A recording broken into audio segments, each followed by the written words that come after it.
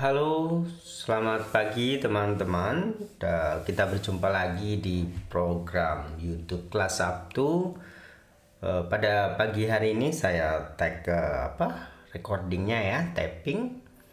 Teman-teman, topik yang ingin saya bahas hari ini itu berkaitan hidup selaras dengan Dhamma. Judulnya itu seperti itu. Dalam konteks beragama, terutama agama Buddha, Dhamma adalah ajaran dari Sang Buddha. Dhamma mencakup banyak hal, bahkan segala aktivitas yang kita lakukan adalah Dhamma. Dharma kita lah paling tidak.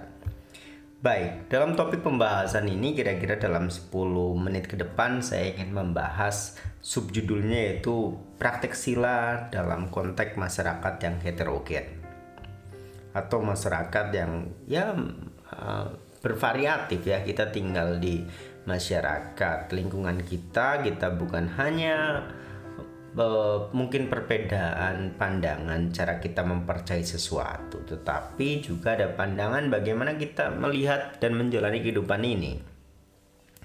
Ada seseorang yang menjalani kehidupan ini dengan pahamnya bahwa kehidupan itu harus semangat, harus ambisius, harus memiliki target yang jelas. Ada juga masyarakat yang teman-teman kita yang menjalani hidup ini dengan santai, dengan indah, dengan menjaga kalau dalam bahasa Buddhis mungkin dalam bahasa Jawa, paham Jawa tuh katanya lebih pemalu, ewuh pakewuh ya dalam bahasa istilahnya ya. Saya kurang begitu paham istilah itu, tapi kira-kira seperti itu ya. Kita tuh lebih sopan, kalem dan lain sebagainya. Lalu ada juga mungkin masyarakat yang punya pandangan lain bahwa pokoknya heterogen sekali ya, sangat beragam cara pandang, pendidikan, profesi, kultur, budaya dan lain sebagainya. Lalu bagaimana dalam konteksnya mempraktekkan sila? Sila artinya kemoralan dalam bahasa Buddhisme dalam masyarakat yang heterogen ini. Dalam praktek Buddhis, sila adalah latihan moral etika yang mengatur berkaitan ucapan, tindakan ataupun cara kita hidup agar tidak melakukan tindakan yang merugikan pihak lain atau orang lain. Itu praktek sila. Dalam paham yang sederhana, masyarakat Buddhis secara umum general, praktek sila meliputi 5 latihan kemoralan. Di sana, satu, berkaitan praktek kita tidak menyakiti makhluk lain. Artinya ketika kita praktek tidak menyakiti makhluk lain, tidak ada keinginan ataupun aspirasi kita akan memperoleh kebahagiaan ketika kita mengalahkan orang lain. Tidak ada. Karena kebahagiaan tidak akan diperoleh dari bentuk kita menyakiti pihak lain. Karena pihak lain yang disakiti mungkin akan punya perasaan sama, dia akan membalas, pastinya dia juga mencari kebahagiaan. Praktek yang kedua berkaitan barang kepemilikan. Kita harus menghargai kepemilikan orang lain, sama juga seperti kita menghargai kepemilikan kita. Karena kita sudah berupaya dengan susah payah untuk mendapatkan hal yang mungkin menjadi impian kita. Jadi berkaitan barang ataupun sesuatu, kita tidak ada keinginan untuk mencuri atau mengambilnya. Ya, itu praktek kemoralan yang kedua. Praktek yang ketiga berkaitan kesetiaan. Kita menjaga kesetiaan dengan komitmen untuk tidak melukai perasaan pihak lain. Sama juga polanya, kita tidak ingin disakiti pihak lain, juga serupa kita tidak ingin untuk punya aspirasi menyakiti pihak lain. Yang keempat berkaitan ucapan. Ucapan yang kita keluarkan dari mulut kita adalah ucapan yang setidaknya tidak menyakiti orang lain. Ucapan yang benar membawa manfaat, tidak ada berkaitan gosip ataupun berkaitan melukai perasaan orang lain lewat kata-kata yang kita keluarkan.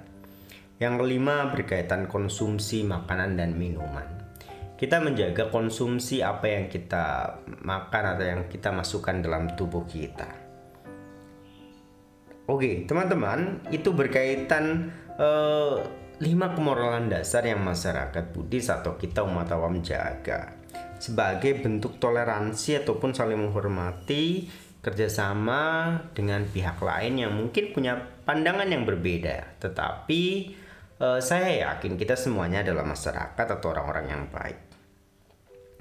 Berkaitan prinsip ini, karena tadi kita menjaga supaya kita tidak terlibat atau tidak menyakiti pihak lain, ketika ada perasaan untuk menjaga kedamaian ini, mungkin kita harus timbulkan pihak yang kedua. Karena tadi adalah paham bagaimana kita memahami ajaran agama kita sendiri dengan baik. Yang kedua adalah kemampuan kita untuk berkolaborasi dengan pihak lain. Setidaknya karena kita sudah pandai dengan diri kita sendiri, kita juga harus pandai dengan orang lain. Kolaborasi dengan orang lain, gotong royong ataupun tindakan sosial yang saling menguntungkan orang lain adalah hal yang bermanfaat. Hal ini menunjukkan bahwa kita hidup setidaknya kita bagi orang lain kita membawa energi sosial yang positif.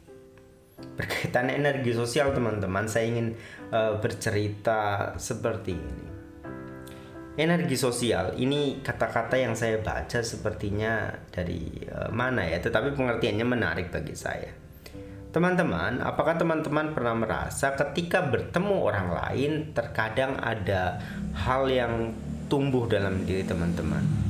Yang pertama mungkin berkaitan teman-teman itu tumbuh menjadi lebih semangat, lebih bergairah, lebih recharge energinya.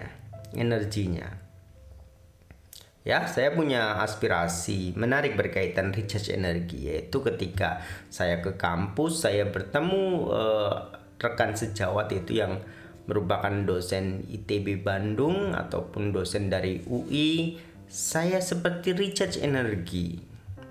Kenapa saya katakan recharge energi? Ternyata dunia ini masih begitu luas, begitu tinggi, saya itu belum ada apa-apanya. Melihat bintang-bintang pendidikan, saya katakan bintang-bintang pendidikan karena apa? Di tempat-tempat ini adalah seperti puncak tertinggi pendidikan di negeri ini mungkin ya, murid-murid terbaik dikirim ke sana. Dan ketika saya punya kesempatan sangat baik, karma sangat baik, bisa belajar dengan mereka atau setidaknya berbicara dengan mereka, energi sosial saya recharge naik.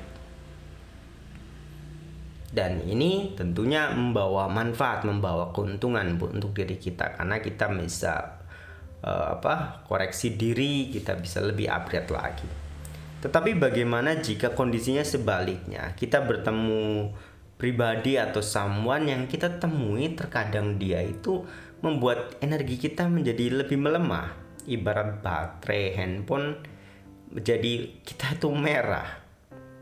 Tapi memang kondisinya itu seperti itu. Dalam cerita Buddhis atau dalam pengetahuan Buddhis, kita bertemu dengan orang pasti memiliki kaitan karma dengan dia.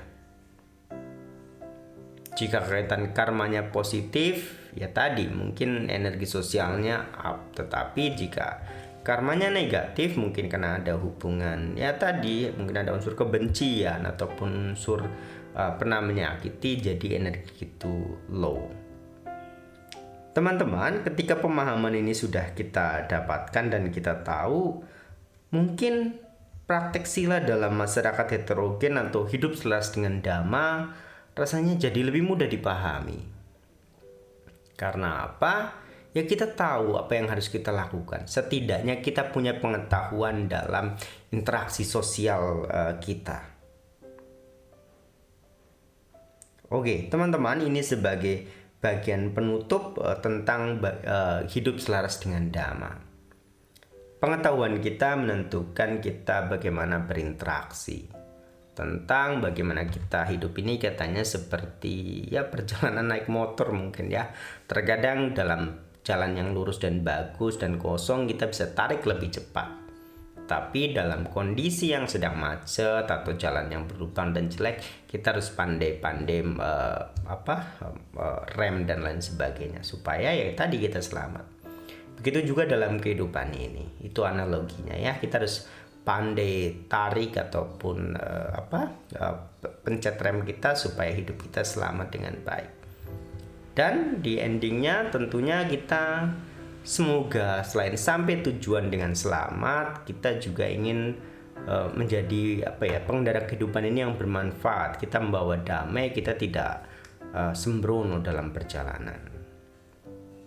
Mungkin itu teman-teman yang saya bisa ceritakan berkaitan hidup selaras dengan dhamma. Dhamma itu ada di mana-mana. Kata dosen saya, ketika kita belajar dharma, kita menjadi awan dhamma. Ketika sudah menjadi awan dhamma dan awan dhamma itu terbang, maka kita akan menjadi simbol kesejukan dimanapun kita pergi. Kita bisa membawa hujan-hujan yang membawa kesuburan bagi tanaman. Oke, terima kasih untuk mendengarkan suara ini. Saya ucapkan salam, sampai jumpa di lain kesempatan.